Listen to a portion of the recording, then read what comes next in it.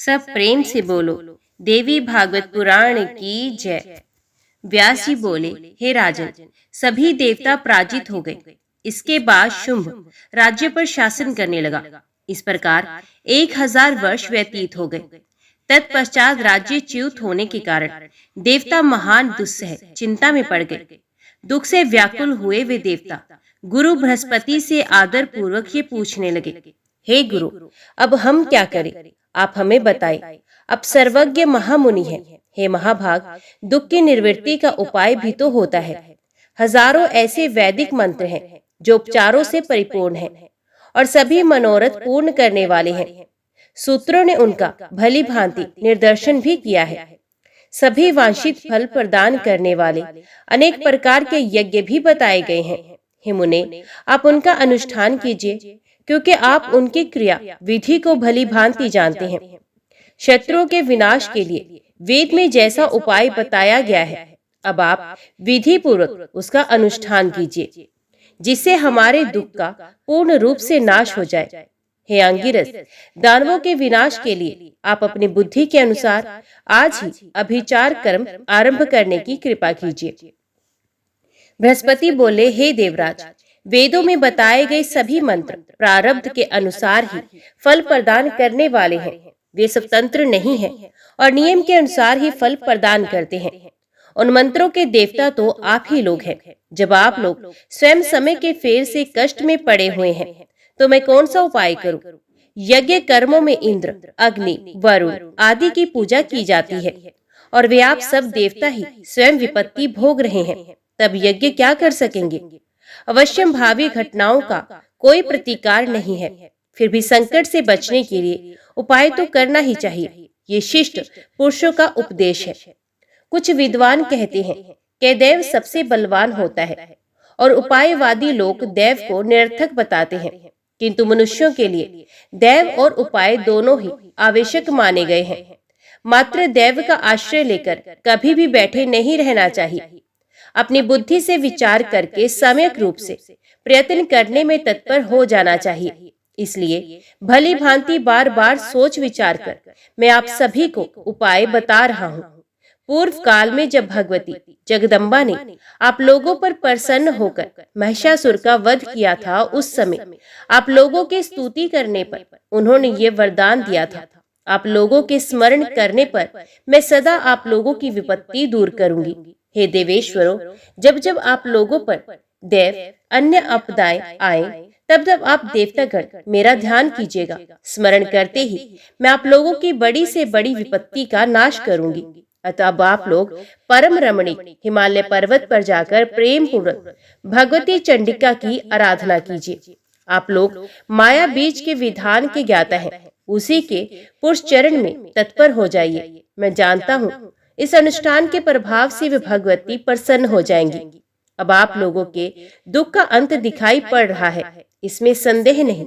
मैंने सुना है कि वे भगवती उस हिमालय पर्वत पर सदा विराजमान रहती हैं। उनकी स्तुति तथा विधिवत पूजा करने पर वे शीघ्र ही आप लोगों को वांछित फल प्रदान करेंगी। अतः हे देवताओं, आप लोग दृढ़ निश्चय करके हिमालय पर्वत पर जाइए। वे भगवती आप लोगों का कार्य अवश्य सिद्ध करेंगी। व्यास जी बोले, हे महाराज, उनका वचन सुनकर देवता हिमालय पर्वत पर चले गए। वहां देवी के ध्यान में लीन होकर एकाग्र मन से निरंतर माया बीज मंत्र का जप करते हुए उन सब देवताओं ने भक्तों के लिए अभेदायिनी महामाया भगवती को प्रणाम किया और पूर्ण भक्ति से युक्त होकर स्तोत्र मंत्रों से वे इस प्रकार उनकी स्तुति करने लगे। हे विश्वेश्वरी, हे प्राणों के स्वामिनी, सदा आनंद रूप में रहने वाली तथा देवताओं को आनंद प्रदान करने वाली हे देवी, आपको नमस्कार है। दानवों का अंत करने वाली, मनुष्यों की समस्त कामनाएं पूर्ण करने वाली तथा भक्ति के द्वारा अपने रूप का दर्शन देने वाली हे देवी, आपको नमस्कार है। हे आदि देव स्वरूपिणी, आपके नामों की निश्चित संख्या तथा आपके इस रूप को कोई भी नहीं जान सकता। सब में आप ही विद्यमान हैं। जीवों के सृजन और संहार काल में शक्ति स्वरूप से सदा आप ही कार्य करती हैं। आप ही स्मृति, धृति, बुद्धि, जरा, पुष्टि, तुष्टि, धृति, कांति, शांति, सुविद्या, सुलक्ष्मी, गति, कीर्ति, मेधा और विश्व की पुरातन मूल प्रकृति हैं। आप जिस समय जिन स्वरूपों से देवताओं का कार्य संपन्न करती हैं, हम शांति के लिए आपके उन स्वरूपों को नमस्कार करते हैं। आप ही क्षमा, योग निद्रा, दया तथा विवक्षा इन कल्याणकारी रूपों से सभी जीवों में निवास करती हैं। पूर्व काल में आपने हम देवताओं का कार्य किया था, जो कि महान शत्रु मंदांध महिषासुर का वध कर डाला था। हे देवी, सभी देवताओं पर आपकी दया सदैव रहती है। आपकी दया पूर्ण सिद्ध प्रसिद्ध है और पुराणों तथा वेदों में भी उसका वर्णन किया गया है। इसमें आश्चर्य की क्या बात, क्योंकि माता प्रसन्नता पूर्वक समय प्रकार से अपने पुत्र का पालन पोषण करती ही है, क्योंकि आप देवताओं की जननी हैं। अतः उनका सहायक बनकर एकाग्र मन से हम लोगों का संपूर्ण कार्य संपन्न करें। हे देवी, हम लोग ना आपके गुणों की सीमा जानते हैं और ना आपका स्वरूप ही जानते हैं, अतः रक्षा करने में समर्थ है देवी। हमें केवल अपना कृपा पात्र मानकर आप भयों से निरंतर हमारी रक्षा करती रहें। यद्यपि बिना बाण चलाए, बिना मुष्टि प्रहार किए और बिना त्रिशूल, तलवार, बर्शी, दंड आदि का प्रयोग किए भी आप विनोद पूर्वक शत्रुओं का संहार करने में समर्थ हैं, फिर भी जगत के उपकार के लिए ही आपकी ये लीला दृष्टि गोचर होती है। आपका ये रूप सनातन है, इस रहस्य को अविवेकी लोग नहीं जानते हैं। हे माता, बिना कारण के कोई कार्य नहीं होता, अतः अनुमान और प्रमाण के आधार पर हम यही जानते हैं कि आप इस विश्व की रचना करने वाली हैं। ब्रह्मा सृष्टिकर्ता, विष्णु पालन करता और शंकर संहार करता के रूप में पुराण में प्रसिद्ध है। किंतु क्या वे तीनों देव आपसे उत्पन्न नहीं हुए? युग के प्रारंभ में केवल आप ही रहती हैं, अतः आप ही सबकी माता हैं। हे देवी, पूर्व काल में इन तीनों ने आपकी आराधना की थी, तब आपने उन्हें अपनी समस्त प्रबल शक्ति प्रदान की थी। वास्तव में उसी शक्ति से संपन्न होकर वे जगत का सृजन, पालन तथा संहार करते हैं। जो सन्यासी लोग विश्व की जननी, परम विद्या स्वरूपिणी, समस्त वांछित फल प्रदान करने वाली, मुक्तिदायिनी तथा सभी देवताओं से वंदित चरणों वाली आप भगवती की उपासना नहीं करते, क्या वे मंद बुद्धि तथा अज्ञानी नहीं हैं? विष्णु, शिव तथा सूर्य की आराधना करने वाले जो लोग कमला, लज्जा, कांति, स्थिति, कीर्ति और पुष्टि नामों से विख्यात आप भगवती का ध्यान नहीं करते हैं, वे निश्चित रूप से दंभी प्रतीत होते हैं।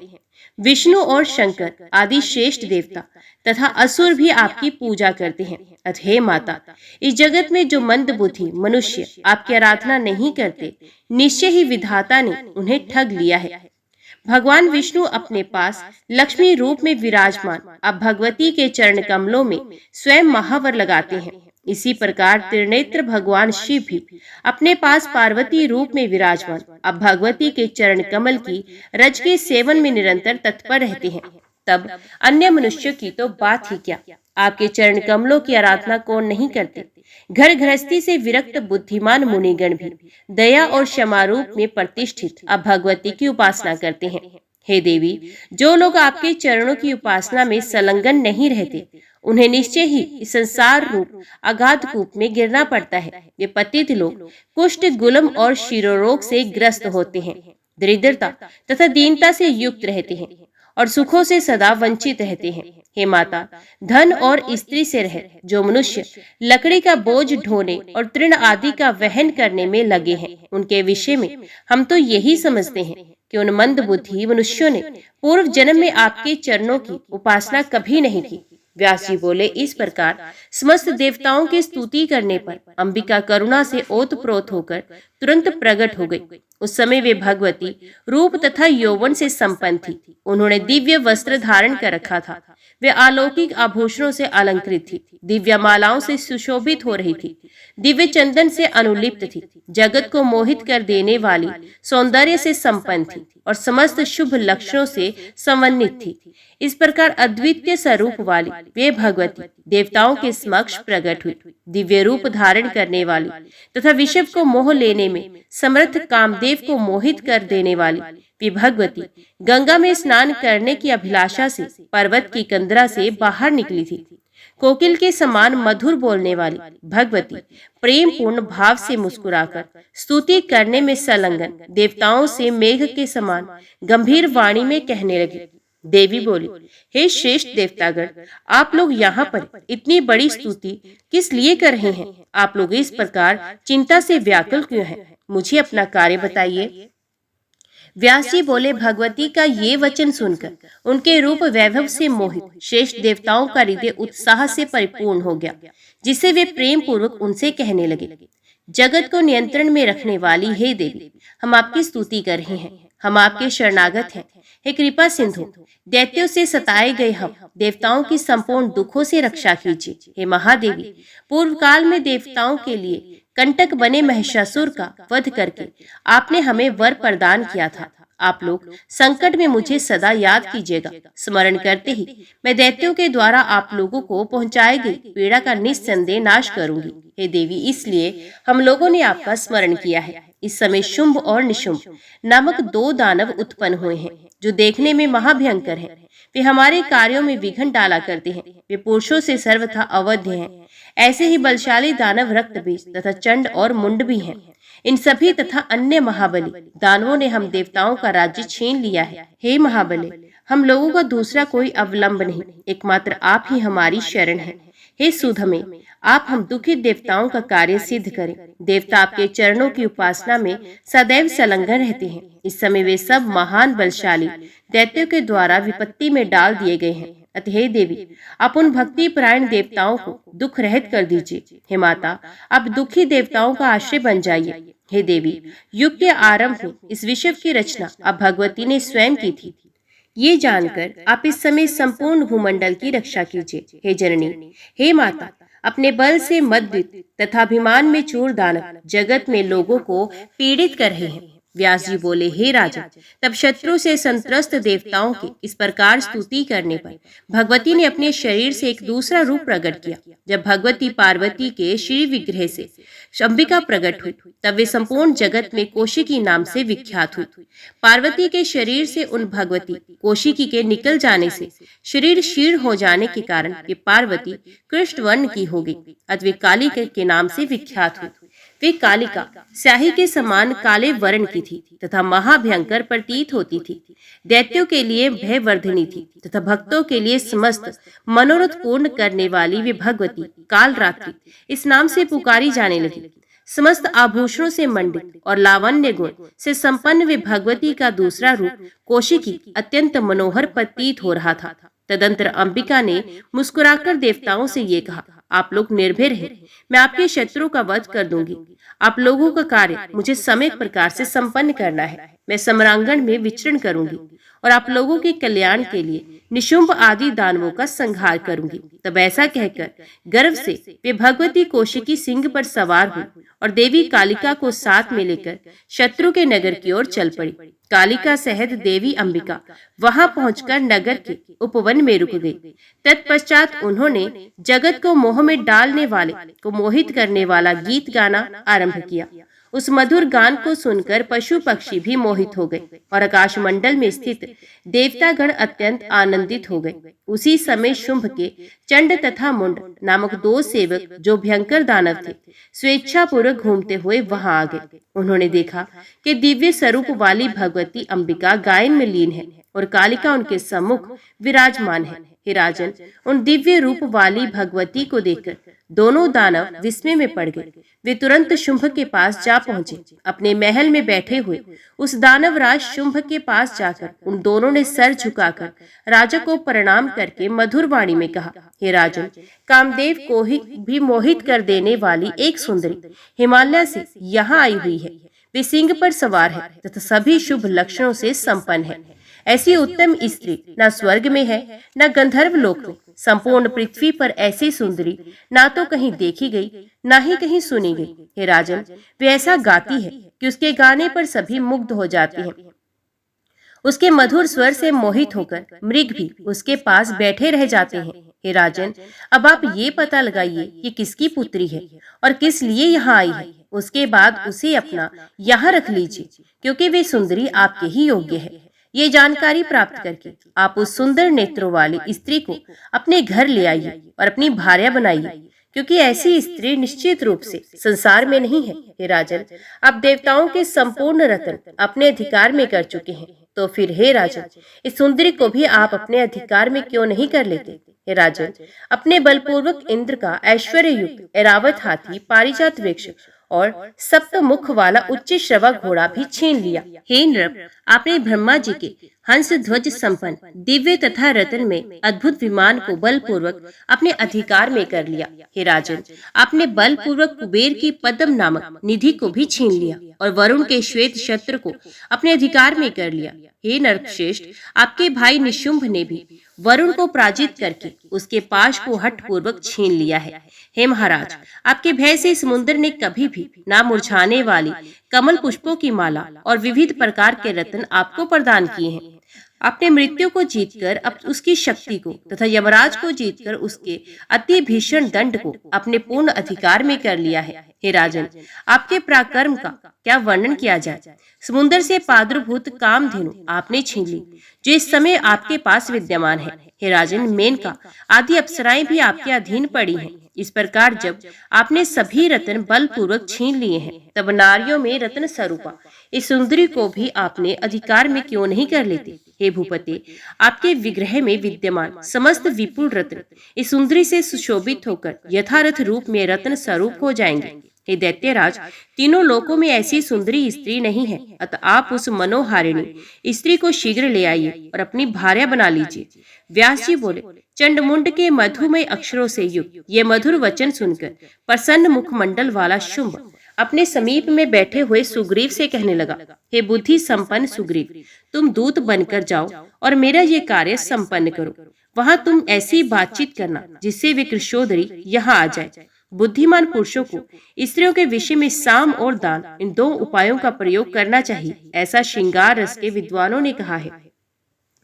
भेद नीति का प्रयोग करने पर उसका आभास मात्र हो पाता है और दंड नीति का प्रयोग करने पर रस भंग ही हो जाता है। अतः विद्वान पुरुषों ने इन दोनों को दोषपूर्ण बताया है। हे दूत, ऐसी कौन स्त्री होगी जो साम दान इन दोनों मुख्य नीतियों से संपन्न, मधुर तथा हास परिहास से परिपूर्ण वाक्यों के द्वारा काम पीड़ित होकर वश में ना हो जाए। व्यास जी बोले, शुंभ के द्वारा कही गई अत्यंत प्रिय तथा चातुर्यपूर्ण बात सुनकर सुग्रीव बड़े वेग से उधर चल पड़ा जहाँ जगदम्बिका विराजमान थी।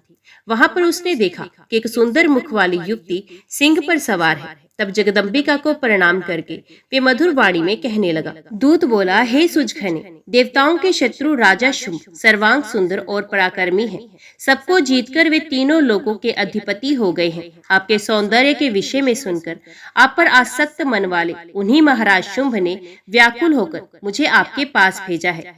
हे तन्वंगी, दैत्यपति शुंभ ने आपको प्रणाम करके जो प्रेम पूर्ण वचन कहा है, उनके उस वचन को आप सुने। हे कांते, मैंने सभी देवताओं को जीत लिया है। इस समय मैं तीनों लोकों का स्वामी हूँ। मैं यहाँ रहते हुए सदा यज्ञ भाग प्राप्त करता हूँ। मैंने स्वर्गलोक की सभी सार वस्तुएं छीन ली हैं और उसे रतन विहीन कर दिया है। देवताओं के पास जो भी रत्न थे उन सबको मैंने हर लिया है। हे भामिनी, तीनों लोकों में सभी रत्नों का भोग करने वाला एकमात्र मैं ही हूँ।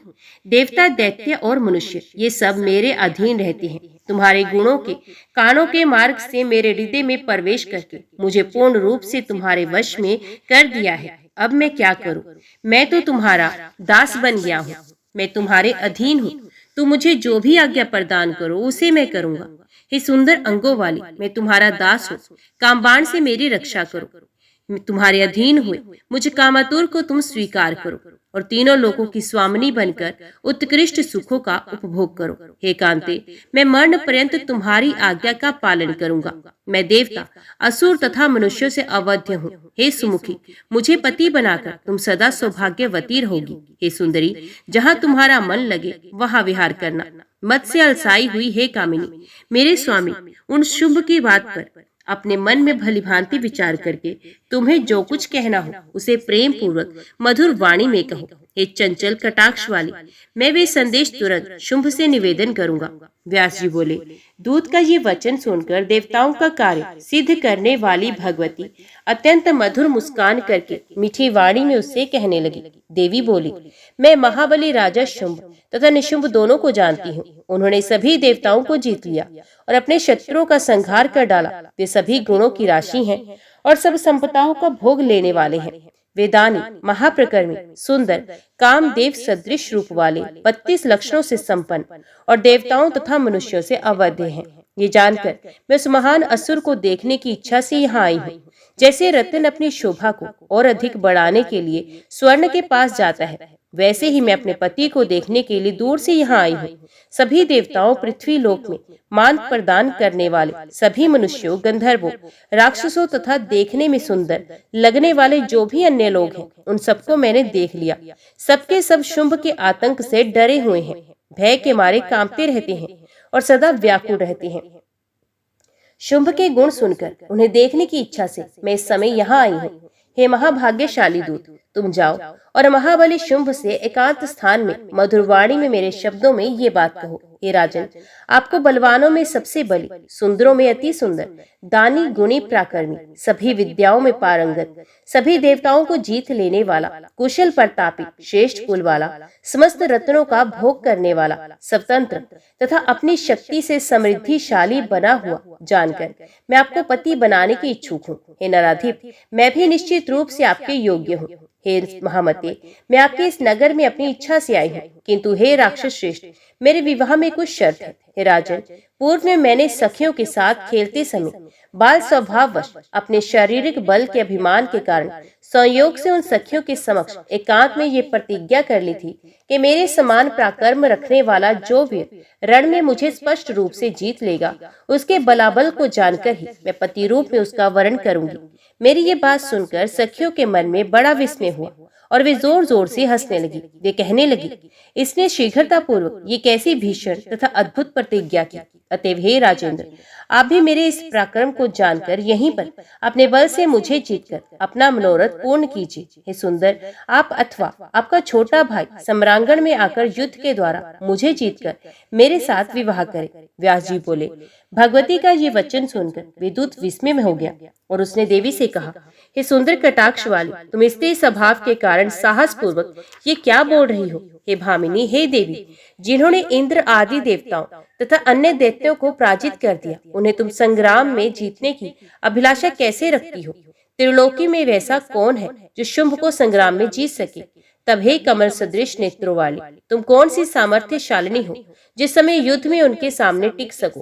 हे सुंदरी, बिना सोचे समझे कोई बात नहीं बोलनी चाहिए, अपितु अपने तथा शत्रु के बल को जानकर ही समय के अनुसार बोलना चाहिए। तीनों लोगों के अधिपति महाराज शुंभ तुम्हारे रूप पर मोहित हो गए हैं और तुमसे प्रार्थना कर रहे हैं। अतः हे प्रिय, उनका मनोरथ पूर्ण करो।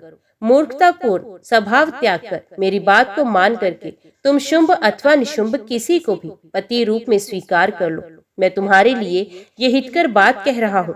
सभी बुद्धिमान प्राणियों को चाहिए कि बड़े हर्ष के साथ श्रृंगार रस का उपभोग करें, क्योंकि ये सभी 9 रसों में उत्तम माना गया है। हे बाले, यदि तुम मेरे साथ नहीं चलोगी तो राजा शुंभ अत्यंत कुपित होकर अन्य बहुत से सेवकों को अभी भेजकर तुम्हें बलपूर्वक पकड़कर ले जाएंगे। वे बल अभिमानी दानव तुम्हारे केश पाश पकड़कर बलपूर्वक तुम्हें निश्चय ही शुंभ के पास ले जाएंगे। अथे कोमलांगी, अपनी लज्जा की रक्षा करो और इस दुस्साहस को पूर्ण रूप से छोड़ दो। तुम सम्मानित होकर उनके पास चलो, क्योंकि तुम सम्मान के पात्र हो। कहाँ तीक्ष्ण बाणों से होने वाला युद्ध और कहाँ रति क्रीड़ा से उत्पन्न होने वाला सुख। सार असार बात पर सही सही विचार करके तुम मेरे हितकर वचन को मान लो और शुंभ अथवा निशुंभ को अपना पति स्वीकार करो। इसे तुम परम सुख प्राप्त करोगी। देवी बोली, हे महाभागदूत, तुम बात करने में निपुण हो, ये सत्य है। शुंभ और निशुंभ निश्चय ही बलवान है, ये मैं जानती हूँ, किंतु मैंने बाल्यकाल से ही जो प्रतिज्ञा कर रखी है उसे मिथ्या कैसे किया जाए। अतः तुम निशुंभ से अथवा उससे भी बलवान शुंभ से कह दो कि बिना युद्ध किए मात्र सौंदर्य के बल पर कोई भी मेरा पति नहीं बन सकता। मुझे अपने बल से जीतकर वे अभी पाणी ग्रहण कर ले। हे राजन, आप ये जान लीजिए कि मैं अबला होती हुई भी युद्ध की इच्छा से यहाँ आई हूँ। यदि तुम समर्थ हो तो मेरे साथ युद्ध करो और वीर धर्म का पालन करो। इसके अतिरिक्त यदि मेरे त्रिशूल से डरते हो और यदि जीने की तुम्हारी अभिलाषा है तो स्वर्ग और पृथ्वी लोक को छोड़कर अविलंब पाताल लोक चले जाओ। हे दूत, अभी जाकर अपने स्वामी से आदर पूर्वक ये बातें कह दो। इसके बाद वे महाबली शुंभ विचार करके जो उचित होगा उसे करेंगे। संसार में यही दूत धर्म है कि जो सच्ची बात हो उसे वैसे का वैसा शत्रु और स्वामी दोनों के प्रति अवश्य कह दो। हे धर्मज्ञ, तुम भी वैसा ही व्यवहार करो, विलंब मत करो। व्यास जी बोले, उस समय भगवती जगदम्बा के नीति युक्त, शक्ति संपन्न, हेतुपूर्ण और ओजस्वी वचन सुनकर वेदूत आश्चर्यचकित हो गया और वहां से लौट गया। दैत्यपति शुंभ के पास पहुंचकर बार बार विचार करके वेदूत विनम्र भाव से अपने राजा को प्रणाम करके उनसे नीतिपूर्ण, मधुरता से युक्त तथा मनोहर बात कहने लगा। दूत बोला, हे राजेंद्र, सत्य और प्रिय बात कहनी चाहिए, इसलिए मैं अत्यंत चिंता में पड़ा हुआ हूँ, क्योंकि जो सत्य हो और प्रिय भी हो वैसा वचन निश्चय ही दुर्लभ है।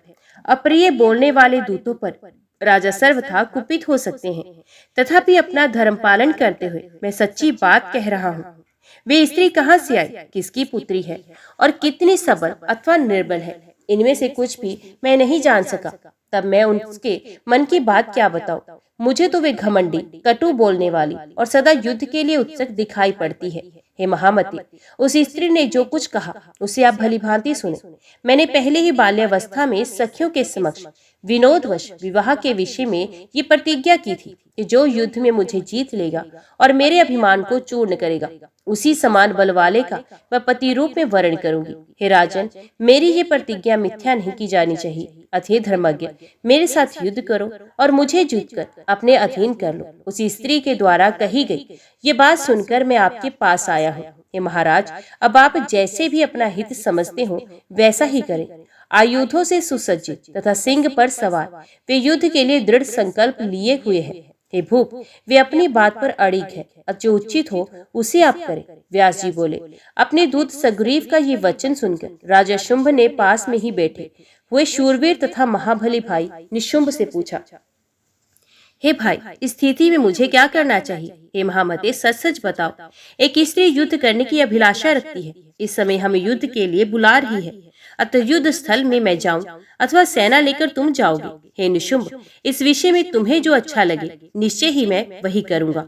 निशुंभ बोला, हे वीर, अभी रण क्षेत्र में ना मुझे और ना तो आपको ही जाना चाहिए। हे महाराज, शीघ्र ही धूम्रलोचन को भेज दीजिए। वहां जाकर युद्ध में उस सुंदर नेत्रों वाली स्त्री को जीतकर और उसे पकड़कर वे यहाँ ले आएगा। तत्पश्चात हे शुंभ, आप उसके साथ समय विवाह कर लीजिए। व्यास जी बोले, अपने छोटे भाई की ये बात सुनकर शुंभ ने पास में ही बैठे हुए धूम्रलोचन को जाने के लिए क्रोध पूर्वक आदेश दिया। शुंभ बोला, हे धूम्रलोचन, तुम एक विशाल सेना लेकर अभी जाओ और अपने बल के मद में चूर रहने वाली उस मूढ़ स्त्री को पकड़कर ले आओ।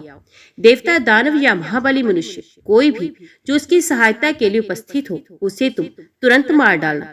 उसके साथ में रहने वाली काली को भी मारकर पुनः उस सुंदरी को पकड़कर मेरे पास ले आना और अत्युत्तम कार्य संपन्न कर यहाँ शीघ्र आ जाओ। हे वीर, कोमल वाणों को छोड़ती हुई उस सुकोमल शरीर वाली कृशोदरी साध्वी स्त्री की तुम प्रयत्न पूर्वक रक्षा करना। हाथ में शस्त्र धारण किए हुए उसके जो भी सहायक रण में हो उन्हें मार डालना, किंतु उसे मत मारना। सब तरह से प्रयत्न पूर्वक उसकी रक्षा करना। व्यास जी बोले, अपने राजा शुंभ का ये आदेश पाकर धूम्रलोचन उसे प्रणाम करके सेना साथ लेकर तुरंत युद्ध भूमि की ओर चल पड़ा। उसके साथ में 60,000 राक्षस थे। वहां पहुंचकर उसने एक मनोहर उपवन में विराजमान भगवती जगदम्बा को देखा। हरिण के बच्चे के समान नेत्र वाली देवी को देखकर वे विनम्रता पूर्वक उनसे मधुर हेतु युक्त तथा सरस वचन कहने लगा। हे महाभाग्यवती देवी, सुनो, शुंभ तुम्हारे विरह से अत्यंत व्याकुल है।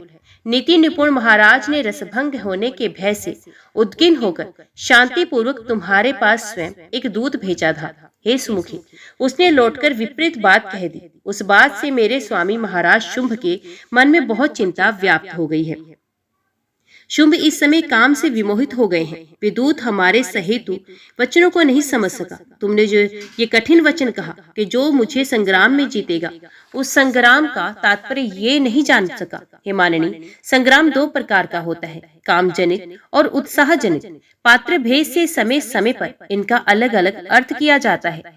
उन दोनों में आप जैसी युवती के साथ होने वाले संग्राम को काम जनित संग्राम और शत्रु के साथ होने वाले संग्राम को उत्साह जनित संग्राम कहा गया है। एकांते उनमें प्रथम रतिजन्य संग्राम सुखदायक और शत्रु के साथ किया जाने वाला उत्साह जन्य संग्राम दुखदायक कहा गया है। हे सुंदरी, मैं तुम्हारे मन की बात जानता हूँ। तुम्हारे मन में रतिजन्य संग्राम का भाव है। मुझको ये सब जानने में निपुण समझकर ही महाराज शुंभ ने विशाल सेना के साथ इस समय मुझे आपके पास भेजा है। हे महाभागे, तुम बड़ी चतुर हो। मेरे मधुर वचन सुनो। देवताओं का अभिमान चूर कर देने वाले त्रिलोकाधिपति शुंभ को पति रूप से स्वीकार कर लो और उनकी प्रिय पटरानी बनकर अति उत्तम सुखों का उपभोग करो। काम संबंधी बल का रहस्य जानने वाले विशाल बाहु शुंभ तुम्हें जीत लेंगे। तुम उनके साथ विचित्र हाव भाव करो, वे भी वैसे ही हाव भाव प्रदर्शित करेंगे। ये कालिका उस अवसर पर हास विलास की साक्षी रहेगी। इस प्रकार काम तत्व के परमवेत्ता मेरे स्वामी शुंभ काम युद्ध के द्वारा तुम्हें सुख शैया पर जीतकर शिथिल कर देंगे। वे महाराज शुंभ अपने नखों के आघात से तुम्हें रक्त रंजित शरीर वाली बना देंगे। हे प्रिय, तुम्हें देखते ही शुंभ पूर्ण रूप से तुम्हारे वशीभूत हो जाएंगे। अतः मेरी उचित कल्याणकारी और सुखकर बात मानो। तुम माननीयों में अत्यंत माननीय हो। अतः गणाध्यक्ष शुंभ को स्वीकार कर लो, जो शस्त्र युद्ध से प्रेम रखते हैं। वे अवश्य ही मंदभाग्य हैं। रति क्रीड़ा में प्रीति रखने वाली हे कांति, तुम शस्त्र युद्ध के योग्य नहीं हो। जैसे कामनी के पद प्रहार से अशोक मुख मदिरा के मेसेचन से मोल सिरी और कुर्ब प्रफुल्लित होता है, उसी प्रकार तुम भी महाराज शुंभ को शोक रहित और आह्लादित करो। व्यास जी बोले, हे महाराज, ये बात कहकर धूम्रलोचन चुप हो गया। तब भगवती काली हंसकर सुंदर वचन बोली, धूर्त, तुम तो पूरे विदूषक हो और नटो जैसी बात करते हो। मधुर बोलते हुए तुम व्यर्थ ही मन में अनेक विध कामनाएं कर रहे हो। हे मूढ़मते, दुष्टात्मा शुंभ ने तुझ बलवान को सेना से सुसज्जित करके युद्ध हेतु भेजा है। तब युद्ध करो और व्यर्थ की बातें छोड़ दो। ये देवी कुपित होकर शुंभ निशुंभ तथा तुम्हारे अन्य बलवान दैत्यों का अपने बाणों से के प्रहार से संहार करने अपने धाम को चली जाएगी। वहां वेद मदमती शुंभ और कहाँ ये विशिव मोहिनी जगदम्बा, इन दोनों का विवाह इस संसार में सर्वथा अनुयुक्त है। क्या अत्यधिक कामार्थ होने पर भी सिंगनी सिहार को, हथिनी किसी गर्दभ को अथवा सुरभि किसी सामान्य वृषभ को अपना पति बना सकती है? अब तुम शुंभ निशुंभ के पास जाओ और उनसे मेरी ये सच्ची बात कहो कि तुम मेरे साथ युद्ध करो, अन्यथा इसी समय शीघ्र पाताल लोक चले जाओ। व्यास जी बोले, हे महाभाग, देवी कालिका का ये वचन सुनते ही विदैत्य धूम्रलोचन क्रोध के मारे आंखें लाल करके उनसे कहने लगा, अभी तुझे तथा इस मदोमत सिंह को युद्ध में मारकर स्त्री को लेकर मैं राजा शुंभ के पास अवश्य चला जाऊंगा। कलह में अनुराग रखने वाली हे काली, रस में भंग पड़ने की शंका से मैं समय डर रहा हूँ, नहीं तो मैं अपने तीक्ष्ण बाणों से तुम्हें अभी मार डालता। कालिका देवी बोली, हे मंद बुद्धि, तुम अनर्गल प्रलाप क्यों कर रहे हो? धनुर्धीर वीरों का ये धर्म नहीं है। तुम अपनी पूरी शक्ति से बाण चलाओ, तुम तो अभी यमलोक जाने वाले हो। व्यास जी बोले, ये वचन सुनकर वे दैत्य धूम्रलोचन अपना सुदृढ़ धनुष लेकर भगवती कालिका के ऊपर पत्थर की सान पर चढ़ाकर तेज किए गए बाणों की घोर वर्षा करने लगा। उस समय इंद्र आदि प्रधान देवता उत्तम विमानों में बैठकर ये युद्ध देख रहे थे। वे देवी की स्तुति करते हुए उनकी जय जयकार कर रहे थे। परस्पर उन दोनों में बाण, खड्ग, गदा, शक्ति तथा मूसल आदि शस्त्रों से अत्यंत भीषण तथा उग्र युद्ध होने लगा। भगवती कालिका ने पहले अपने बाण प्रहारों से उसके रथ में जूते खच्चरों को मारकर बाद में उसके सुदृढ़ रथ को भी चूर्ण कर दिया। फिर वे बार बार अट्टहास करने लगी, हे भारत, क्रोध अग्नि में जलता हुआ सा वे दानव धूम्रलोचन दूसरे रथ पर सवार हो गया और कालिका के ऊपर भयंकर बाण वृष्टि करने लगा। उसके बाण भगवती के पास पहुंच भी नहीं पाते कि वे उन बाणों को काट डालती। तत्पश्चात वे कालिका अन्य तीव्रगामी बाण उस दानव के ऊपर छोड़ने लगी। उन बाणों से उसके हजारों सहायक सैनिक मारे गए। तत्पश्चात देवी कालिका ने उसके खच्चरों तथा सारथी को शीघ्रता पूर्वक मारकर उस रथ को भी नष्ट कर दिया। उसके बाद देवी ने अपने सर्प सदृश बाणों से शीघ्रतापूर्वक उसका धनुष काट डाला। ऐसा करके देवी ने देवताओं को आनंदित कर दिया और वे शंखनाद करने लगी। अब रथ से विहीन वे धूम्रलोचन कुपित होकर एक लोह में मजबूत परिघ लेकर देवी के रथ के सन्निकट आ गया। काल सदृश भयंकर वे धूम्रलोचन वाणी से भगवती काली को फटकारते हुए कहने लगा, कुरूपा, मैं तुम्हें अभी मार डालूंगा। ऐसा कहकर वे ज्यों ही कालिका पर परिघ चलाने को तैयार हुआ, देवी ने अपने हुंकार मात्र से उसे तुरंत भस्म किया। तब दैत्य धूम्रलोचन को भस्म हुआ देखकर सभी सैनिक भयाक्रांत होकर हाय तात ऐसा कहते हुए तुरंत मार्ग छोड़कर भाग गए। उस धूम्रलोचन को मारा गया देखकर आकाश में विद्यमान देवगण प्रसन्न होकर भगवती पर पुष्प बरसाने लगे। हे राजन, मरे हुए दानवों, घोड़ों, खच्चरों और हाथियों से पट जाने के कारण वे रणभूमि उस समय बड़ी भयानक लग रही थी। युद्ध भूमि में पड़े हुए मृत दानवों को देखकर गीध, कोए, बाज, सियार और पिशाच नाचने तथा कोलाहल करने लगे। अब भगवती अंबिका ने उस रणभूमि को छोड़कर वहां से कुछ दूरी पर जाकर अत्यंत तीव्र तथा भयदायक शंखनाद किया। अपने महल में स्थित शुंभ को भी वे भयानक शंख ध्वनि सुनाई पड़ी। उसी समय उसने भागकर आए हुए बहुत से दैत्यों को देखा। उनमें से बहुतों के अंग भंग हो चुके थे और रक्त से लथपथ थे।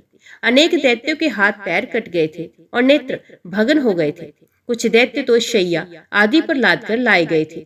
बहुतों की पीठ, कमर और गर्दन टूट गई थी। सबके सब जोर जोर से चीख रहे थे। उन्हें देखकर शुंभ निशुंभ ने सैनिकों से पूछा, धूम्रलोचन कहाँ गया? तुम लोग इस तरह अंग भंग होकर क्यों आए हो और उस सुंदर मुख वाली स्त्री को क्यों नहीं लाए हो? हे मूर्खों, सही सही बताओ कि मेरी सेना कहाँ गई और भय को बढ़ाने वाला ये किसका शंखनाद इस समय सुनाई पड़ रहा है? गण बोले, संपूर्ण सेना मार डाली गई और धूम्रलोचन का भी संहार कर दिया गया। रणभूमि में ये अमानुषिक कार्य कालिका के द्वारा किया गया है। उसी अंबिका की ये शंख ध्वनि है जो संपूर्ण नभमंडल को व्याप्त करके सुशोभित हो रही है। ये ध्वनि देवगणों के लिए हर्षप्रद और दानवों के लिए कष्टदायक है। हे विभु, जब देवी के सिंह ने सारे सैनिकों का विनाश कर दिया और उनके बाण प्रहारों से दैत्यों के रथ टूट गए तथा घोड़े मार डाले गए, तब आकाश में स्थित देवता प्रसन्न होकर पुष्प वृष्टि करने लगे। इस प्रकार समस्त सेना का विनाश तथा धूम्रलोचन का वध देखकर हम लोगों ने निश्चय कर लिया कि अब हमारी विजय नहीं हो सकती। अतएव हे राजेंद्र, अब आप मंत्रणा का उत्तम ज्ञान रखने वाले अपने मंत्रियों से इस विषय पर विचार कर लीजिए। हे महाराज, ये आश्चर्य है कि जगदम्बा स्वरूपिणी वे मदमत्त बाला बिना किसी सेना के ही सिंह पर सवार होकर निर्भय भाव से आपसे युद्ध करने के लिए रणभूमि में अकेली खड़ी है। हे महाराज, हमें तो ये सबसे बड़ा विचित्र और अद्भुत प्रतीत हो रहा है। अतएव अब आप शीघ्र मंत्रणा करके संधि, युद्ध, उदासीन होकर स्थित रहना अथवा पलायन, इनमें से अपनी रुचि के अनुसार जो चाहे वे कार्य करे। हे शत्रुत्पन्न, यद्यपि उसके पास सेना नहीं है, फिर भी उसकी विपत्ति में सभी देवता उसके सहायक बनकर उपस्थित हो जाएंगे। ज्ञात हुआ है कि भगवान विष्णु और शिव भी समय अनुसार उसके पास में विद्यमान रहते हैं। सभी लोकपाल आकाश में रहते हुए भी इस समय उस देवी के पास विद्यमान है। हे सुरतापन, राक्षसगण, गंधर्व, किन्नर और मनुष्य, इन सबको समय आने पर उसका सहायक समझना चाहिए। हमारी बुद्धि से तो हर तरह से ऐसा जान पड़ता है कि अंबिका किसी से भी कोई सहायता अथवा कार्य की अपेक्षा नहीं रखती। वे अकेली ही संपूर्ण चराचर जगत का नाश करने में समर्थ है। तो फिर सब दानवों की तो बात ही क्या, ये सत्य है। हे महाभाग, ये सब भलीभांति समझ बूझकर आपकी जैसी रुचि हो वैसा कीजिए। सेवकों को तो अपने स्वामी से हित कर सत्य और नपी तुली बात कहनी चाहिए। व्यास जी बोले, उनकी बात सुनकर शत्रु सेना को विनिष्ट कर डालने वाले शुंभ ने अपने छोटे भाई निशुंभ को एकांत स्थान में ले जाकर वहां स्थित हो उससे पूछा, हे भाई, आज कालिका ने अकेले ही धूम्रलोचन को मार डाला, सारी सेना नष्ट कर दी और शेष सैनिक अंग भंग होकर भाग आए। अभिमान में चूर होने वाली वी अंबिका शंखनाद कर रही है। काल की गति को पूर्ण रूप से समझना ज्ञानियों के लिए भी अत्यंत कठिन है। काल की प्रेरणा से तृण वज्र बन जाता है, वज्र तृण बन जाता है और बलशाली प्राणी बलहीन हो जाता है। देव की ऐसी विचित्र गति है। हे महाभाग, मैं तुमसे पूछता हूँ कि अब आगे मुझे क्या करना चाहिए। ऐसा लगता है कि ये अंबिका किसी उद्देश्य से यहाँ आई है, अतः निश्चय ही वे हमारे भोग के योग्य नहीं है। हे वीर, तुम शीघ्र मुझे बताओ कि इस समय भाग जाना उचित है या युद्ध करना। यद्यपि तुम छोटे हो, फिर भी इस संकट के समय मैं तुम्हें बड़ा मान रहा हूँ। निशुंभ बोला, हे भाई, इस समय ना तो भागना उचित है और ना तो किले में छिपना ही ठीक है। अब तो इस स्त्री के साथ हर प्रकार से युद्ध करना ही श्रेष्ठकर होगा। श्रेष्ठ सेनापतियों को लेकर मैं अपनी सेना के साथ युद्ध भूमि में जाऊंगा और उस कालिका को मारकर तथा अबला अंबिका को पकड़कर शीघ्र यहाँ ले आऊंगा।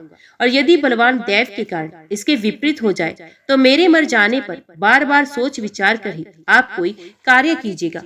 छोटे भाई निशुंभ की ये बात सुनकर शुंभ ने उससे कहा, अभी तुम ठहरो, पहले पराक्रमी चंडमुंड जाए। खरगोश पकड़ने के लिए हाथी छोड़ना उचित नहीं।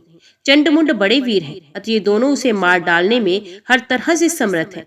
अपने भाई निशुंभ से ऐसा कहकर और उससे परामर्श करके राजा शुंभ ने समक्ष बैठे हुए महान बलशाली चंडमुंड से कहा, हे चंडमुंड, तुम दोनों अपनी सेना लेकर उस निर्लज्ज और मदोमत अबला को वध करने के लिए शीघ्र जाओ। हे महाभागो, रणभूमि में पिंग नेत्रों वाली उस कालिका को मारकर और अंबिका को पकड़कर ये महान कार्य करके यहाँ लौटाओ। यदि वे मदोमत अंबिका पकड़ी जाने पर भी नहीं आती तो अपने तीक्ष्ण बाणों से उसका वध कर देना। जय माँ भगवती, जय माँ दुर्गा। आज की वीडियो में इतना ही। उम्मीद करती हूँ वीडियो आपको पसंद आई होगी। वीडियो पसंद आई हो तो वीडियो को लाइक और चैनल को सब्सक्राइब जरूर कीजिएगा। जय माता दी लिखकर कमेंट बॉक्स में अपनी हाजिरी और अपने सुझाव देना ना भूलेगा। तो मिलते हैं अगली कथा अगले अध्याय के साथ। तब तक के लिए देखते व सुनते रहिए। जय माँ कंजक, जय माता दी।